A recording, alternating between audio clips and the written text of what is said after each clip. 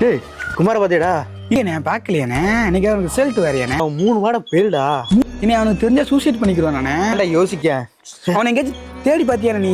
ஆகுடா பாப்பமாடா. சரி வாண்ணே பார்ப்போம். நான் வரேன் பாருண்ணே குமார். டேய் குமார் எங்கடா போனா? நான் இங்கதானே இருந்தேன்.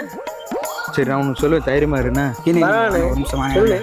ஒரு நிமிஷம் இப்பவுமே சொல்லாதண்ணே. சூசைட் எதுவும் பண்ணிக்கிட போறாம்ண்ணே.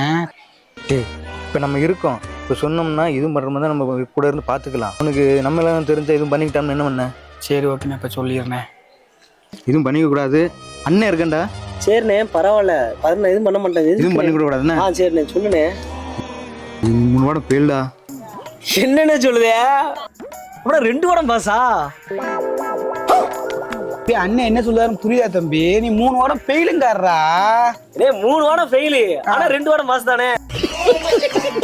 2 வாரம் பாஸ் தான் தம்பி, ஆனா 3 வாரம் ஃபெயில் ஆயிட்டியே.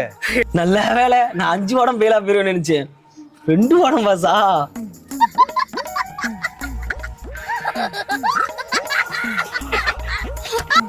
என்ன இப்பவுமே சொல்ல வேண்டாம்ண்ணே. சூசைட் பண்ணிக்கிட போறாம்ண்ணே.